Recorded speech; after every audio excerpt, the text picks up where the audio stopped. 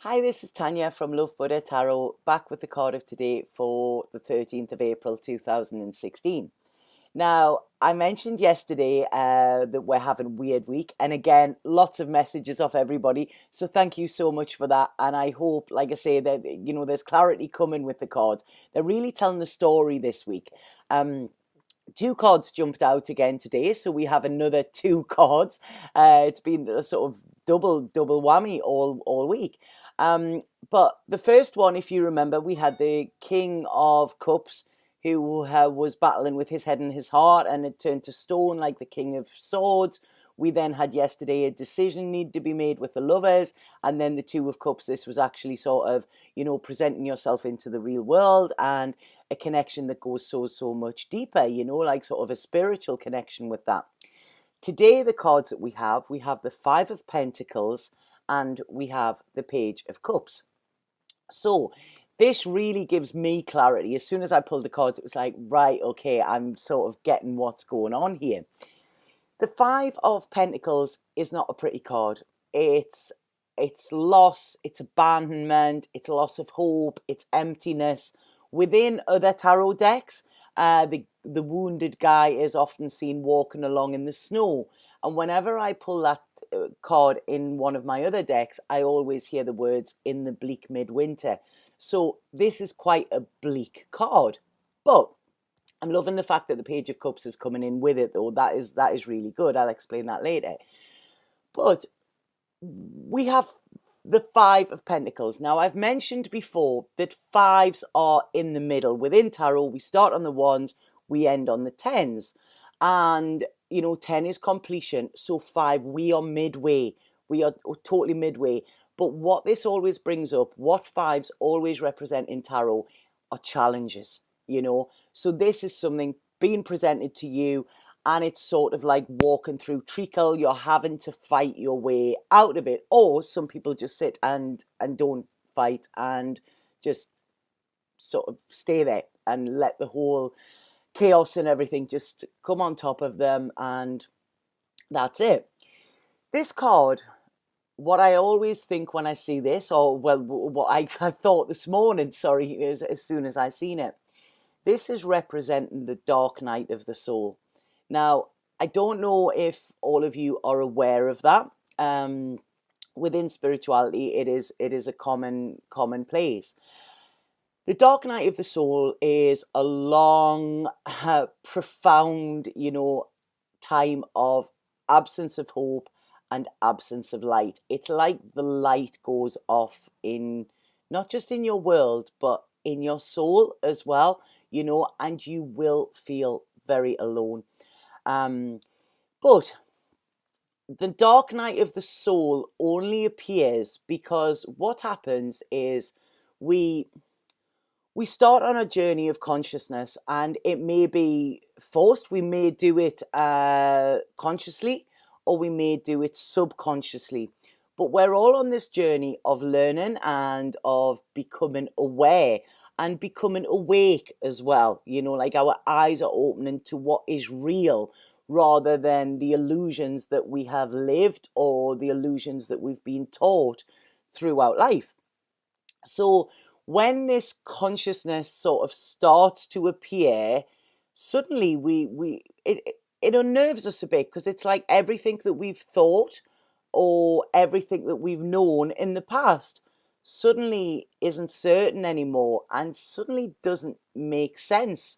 It's sort of like, when we realize that the media have been lying to us for years, so it's like that. The media tells their side of the story and sort of censors what they want us to hear.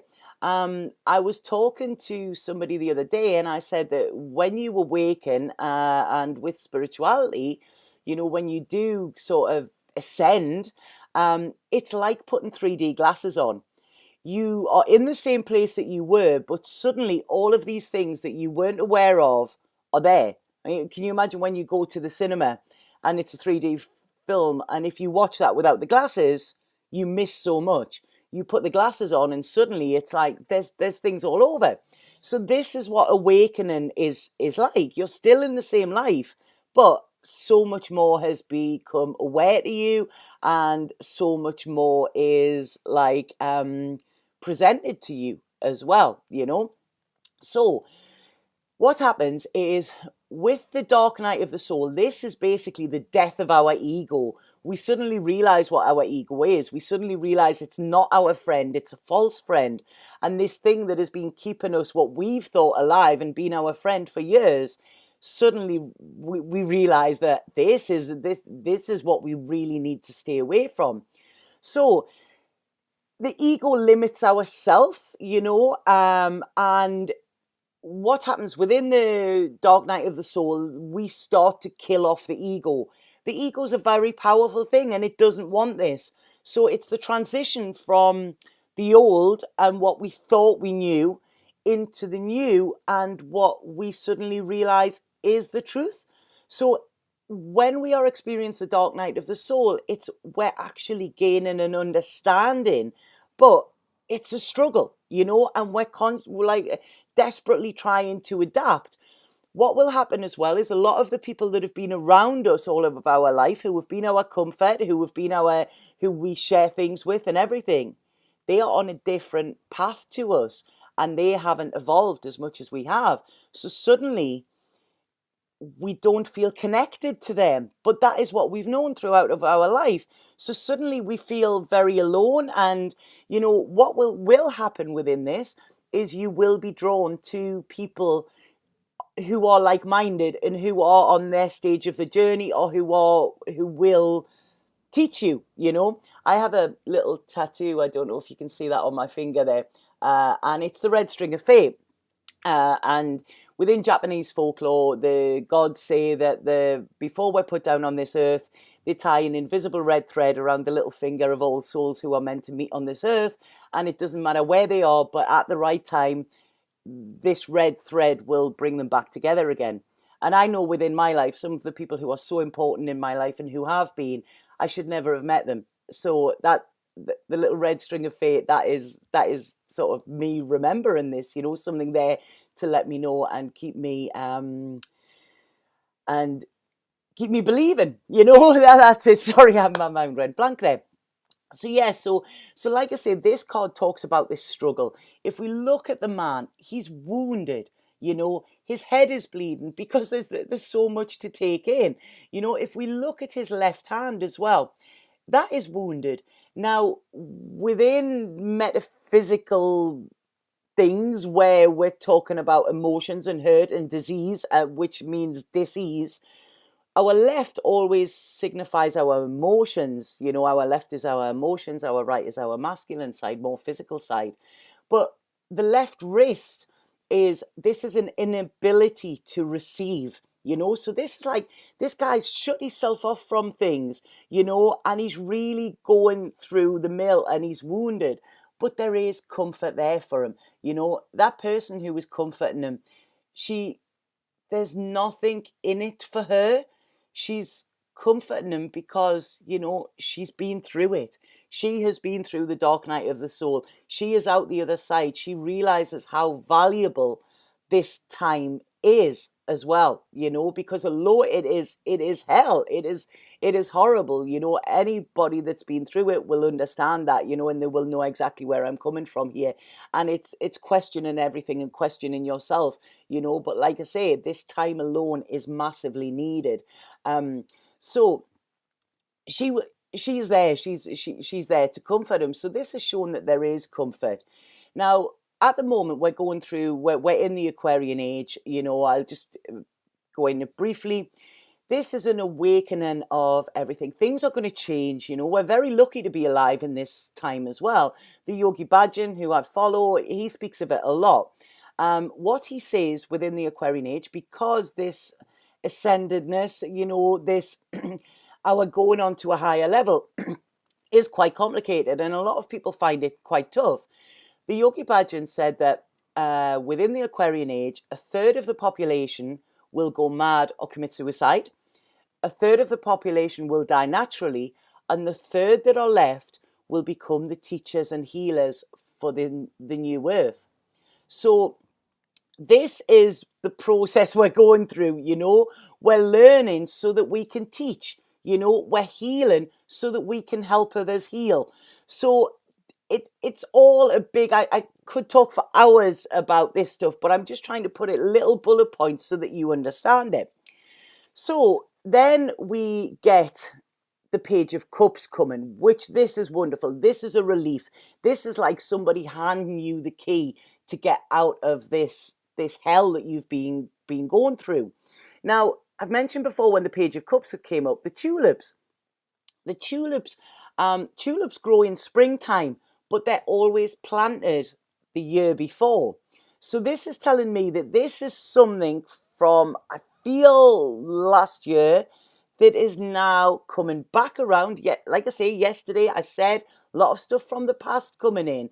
But if we look at this card, this is so much nicer than that one, So this is a time of healing needs to be done.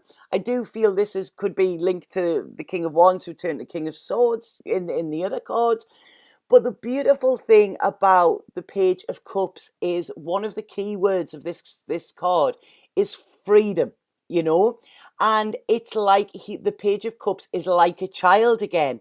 So this is why I'm so excited about this, because he's been through the dark night of the soul. He's struggled with his ego. His ego has died off. So he is now coming into this world, coming into his new world, and he's free again. He's like a child again. He sees through like sort of rose-tinted eyes now, because he sees the beauty in what he's been through. He's seen horror. He's felt horror. He's felt his soul ripping apart. But then it's healed, and now all he has is this freedom. The Page of Cups is very like the Fool as well, like I say, he sees beauty in simple things. His whole outlook is very, very different, and this is what I really feel is happening here, So those of you who feel like you're going through hell at the moment, please just hang in there, because there's a crisis, opportunity in every crisis. This will actually be one of your greatest gifts from the universe. You will, when you get through this and when you start to understand this and understand what life is all about, that it is the Fool's journey, and that all we need to do is kill off our ego and be our true self, which is when we are following our soul. Our soul is our true self. You may have felt like you're in spiritual isolation for a while as well, but the thing with the Page of Cups here as well is the page trusts. The page has no fear. He's been there. Look at him. He's wounded. His head's bleeding. He's bandaged. He's all of that. But he is being saved. And he then begins this new, free, fresh life, which is full of wonder, full of love. And it's like you are going to learn to live again, but live again in a completely different way to what you have known in the past. So really, really intense card. Whoa. Really, really intense cards there. But I mean, I wished I could put feelings across in here, because I'm bubbling with excitement, This is wonderful. It's like, how many of you sort of have children, and the first time you see them walk, you're so excited, and it's like, oh, God, look at what is waiting for them. And this is what the feeling is that's coming in with these cards today, So with the dark night of the soul, try and embrace it.